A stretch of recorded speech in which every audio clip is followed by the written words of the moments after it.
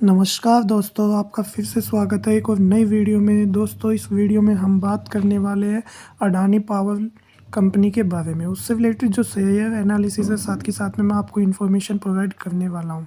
जितनी भी इन्फॉर्मेशन आपकी उससे रिलेटेड है, तो वीडियो में एंड तक बने हुए। वीडियो को कहीं पर भी स्किप ना करें।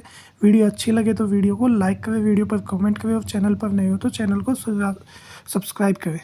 इस वीडियो में हम ये भी समझने वाले हैं कि भाई क्या अडानी पावर लिमिटेड सच में मार्केट का किंग है या क्या एक ये ट्रैप है। तो वीडियो अब जो भी सवाल निवेशकों के मन में है उनको खोलकर समझते हैं। तो सबसे पहले कंपनी के स्केल से शुरुआत करें, मतलब कंपनी आखिर में है कितनी बड़ी, इसके बारे में बात करें। तो जो पावर जनरेशन कंपनी है अडानी, उसके बाद मुख्य काम जो है वो थर्मल पावर जनरेट करना होता है, मतलब कोयले से बिजली बनाने का। और इनका जो स्रोत के मुताबिक हमें पता चला इसकी जो कुल क्षमता है वो है 15,000 मेगावाट से भी ज़्यादा। 15,000 मेगावाट जानने में आंकड़ा बहुत बड़ा लगता है।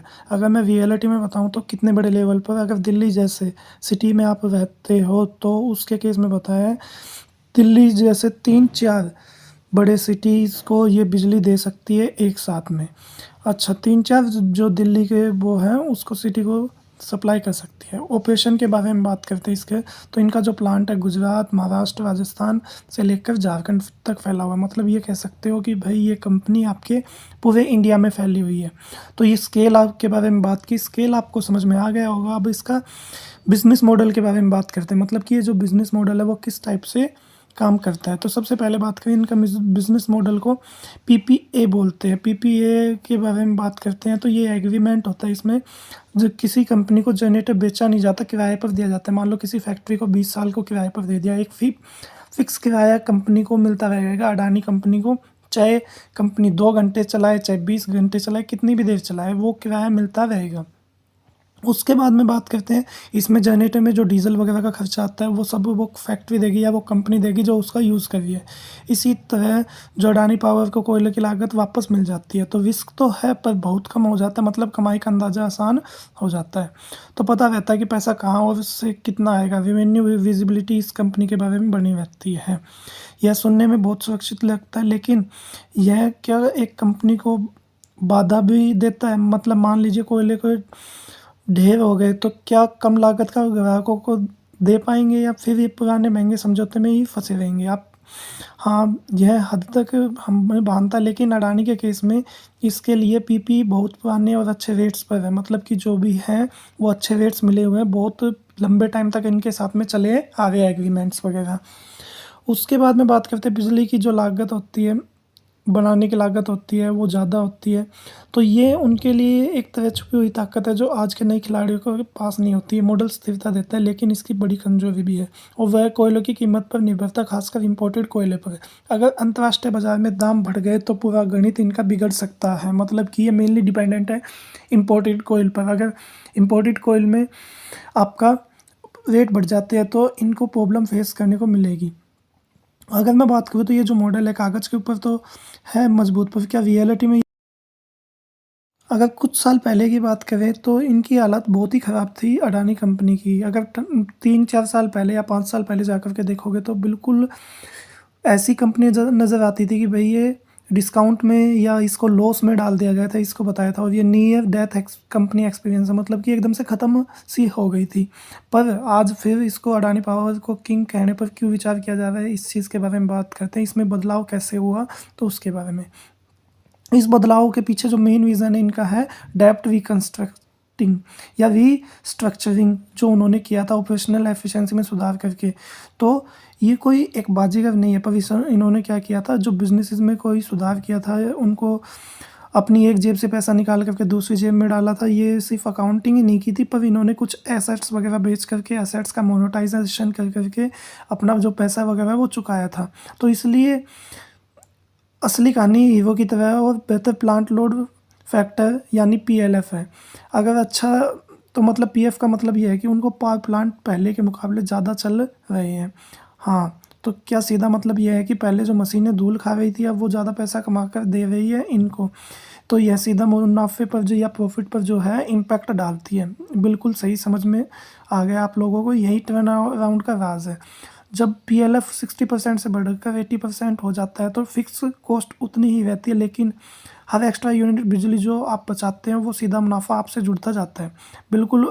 और बाजार की यही कहानी पसंद आई, लेकिन यहाँ असली खेल जब पूरी दुनिया ग्रीन एनर्जी का ढिंढोरा पीट रही है। अडानी पावर चुपचाप थर्मल बिजनेस को इतना मजबूत कर लिया है कि इससे अगले 10 सालों तक भारत की बढ़ती बिजली की ज़रूरत का पूरा करने के लिए बराबरी में कोई नहीं कर सकता। नेक्स्ट जो 10 ईयर की जो सप्लाई है वो इनकी अच्छी खासी है। तो ये एक तरह से ये कह सकते हैं कि स्रोतों के एक विपरीत तबाही है भाई। और अभी तक ये दाव कि उनके लिए काम कर रहा है जो लोग दिलचस्प नज़रिए रखते हैं। तो यह दाव नींव तो वो भारत के पावर सेक्टर के लिए भरोसे पर टिकी है। भारत का पावर सेक्टर का भविष्य कैसा, इसके बारे में बात करें तो जो नेचुरल ग्रोथ फेज़ में अभी छोटी मोटी 1-2 साल की तेज़ी नहीं है, इसके पीछे बड़े लंबे तक चलने वाला ट्रेंड है। जैसे इलेक्ट्रिक वाहन की बात कर सकते हो।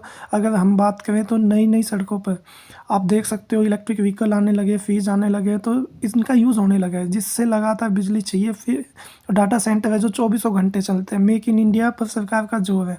तो ये बहुत से पॉइंट है जिनका इम्पैक्ट पड़ेगा। उसके बाद में बात करें जैसे जैसे कि दुनिया भर की कंपनियां या चीन से बाहर की मैन्युफैक्चरिंग शिफ्ट कर रही है, उनका भारत उनके लिए एक विकल्प बन रहा है। मतलब कि जो आपकी एमएनसीज हैं उनके लिए भी आपका भारत विकल्प बन रहा है। तो भारत में जब ये कंपनीज आएंगी तो बिजली की डिमांड है वो हाई होगी। डिमांड हाई होगी तो इस कंपनी को डायरेक्ट बेनिफिट मिलने वाला है।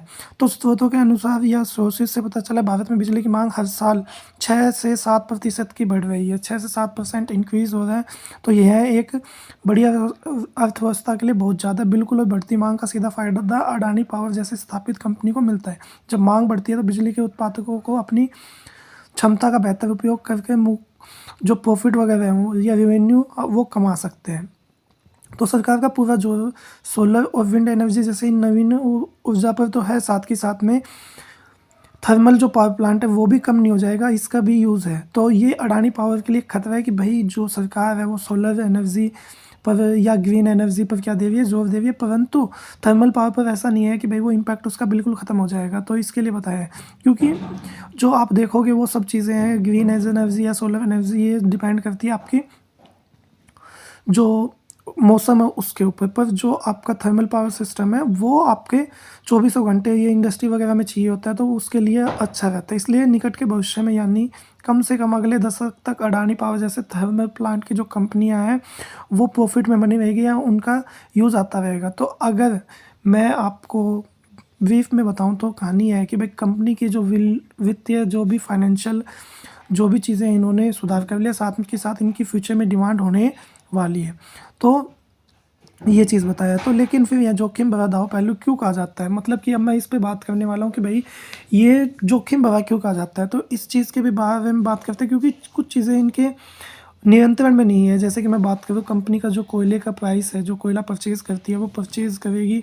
अब ज़रूरी तो ये वो उनके अकॉर्डिंग प्राइसेस चले, प्राइसेस बहुत बढ़ जाए और इनको महंगी जो कॉस्ट आए तो उसके कारण से रेगुलेटरी रिस्क है कि भाई रेगुलेशन में कोई चेंज वगैरह कर दे, टैरिफ की जो नीतियाँ वगैरह उनमें चेंज वगैरह कर दे, या ग्रुप के जो सेंटिमेंट वगैरह है वो किसी और में दिखाई दे।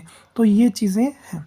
तो अडानी समूह से जुड़ी किसी भी नए के सकारात्मक खबर का और तेज़ असर पर स्टॉक पड़ता है। यानी कि आप देखोगे इस पर न्यूज़ वगैरह जो आती है उसका इम्पैक्ट पड़ता है। इसकी वजह से स्टॉक मार्केट में जो उतार चढ़ाव देखते हो शॉर्ट टर्म में वो आपको देखने को मिलता है। तो सच कहूँ तो इस स्टॉक में निवेश करना किसी रोलर कोस्टर की सवारी जैसा है, मतलब कि जैसे रोलर कोस्टर घुमा देता है उसी टाइप से ये स्टॉक है। उसके बाद में बात करते हैं जोखिमों के सार पर। अब सीधा मतलब ये है कि स्टॉक उन निवेशकों के लिए नहीं है जो रात रात अमीर बनना चाहते हैं, जो लंबे टाइम तक इसमें ट्रेड के रहना चाहते हैं, उनके लिए ये यूज़फुल हो सकता है। आपको समझने की ज़रूरत है कि इसमें तेज़ गिरावट भी आ सकती है और मानसिक रूप से तैयार होना होगा। तो इन आंकड़ों को देखकर लगता है वाकई किंग की तरह वापसी कर रहा है, लेकिन असली किंग वह होता है जो किला मजबूत। और अडानी पावर के किले में ये कुछ दरारें नज़रअंदाज नहीं की जा सकती जिनके बारे में मैं बात करता हूँ। सबसे पहले शॉर्ट टर्म और लॉन्ग टर्म दोनों नज़रिए की बात करें तो शॉर्ट टर्म इनका फिक्स नहीं है, शॉर्ट टर्म में ये फ्लक्चुएट करते रहते हैं। कंसल्टेशन के बारे में बात करें, जो स्विंग ट्रेडर्स वगैरह वो मौका बनाते हैं और वो अपना प्रॉफिट निकाल करके लेके चले जाते हैं। नए नए इन्वेस्टर इसमें आने से बचते हैं। और जैसे सबसे ज़रूरी सवाल, अगर कोई 3 से अगर लंबी अवधि के लिए बात करें तो दोनों तराजू के हमें दोनों पलड़ों को देखना पड़ेगा। एक पर डे में सकारात्मक चीज़ें, एक में नकारात्मक। सकारात्मक के बारे में बात करें, बिजली की जो डिमांड है इंडिया में कंपनी की बढ़ती जा रही है। नकारात्मक चीज़ की बात करें, जो थर्मल पावर है इस पर ज़रूरत से ज़्यादा नहीं बढ़ता है। धीरे धीरे जो दुनिया है वो ग्रीन एनर्जी की साइड में जा रही है, और साथ के साथ में जो ग्रुप सेंटिमेंट रिस्क है, जो स्टॉक वगैरह, वो तो रणनीति क्या होनी चाहिए, एक मुफ्त निवेश करें या नहीं, इकट्ठा निवेश करें या नहीं करें। हमें एक इकट्ठा अमाउंट नहीं करना चाहिए, हमें इसमें SIP बना लेनी चाहिए, थोड़ा थोड़ा हमें इन्वेस्ट करता रहना चाहिए, और जैसे ही गिरावट आए इसमें, उसमें थोड़ा और परचेज़ करना चाहिए। तो ये स्ट्रेटजी रहनी चाहिए बाइंग की। ये नहीं है कि भाई आप आँख मीच के आप परचेज़ करते रहो। उसके बाद में बात करें कि भाई ये चीज़ आपको धैर्य बना के रखना पड़ेगा। ये नहीं है कि भाई एक दिन में ये आपको कमा के दे देगा, लंबे टाइम तक आपको रहना पड़ेगा। एट द एंड मैं यही कहना चाहूँगा कि मैं आपका कोई फाइनेंशियल एडवाइज़र नहीं हूँ। इन्वेस्टमेंट से रिलेटेड डिसीजन लेने से पहले अपने फाइनेंशियल एडवाइज़र से डिस्कस कर ले, और आप अपनी खुद की रिसर्च कर ले, do your own research. Video अच्छी लगी हो तो वीडियो को लाइक करना, वीडियो पर कमेंट करना, चैनल पर नए हो तो चैनल को सब्सक्राइब करना। मिलते हैं अगली वीडियो में, तब तक के लिए stay safe, stay healthy, stay happy. जय हिंद।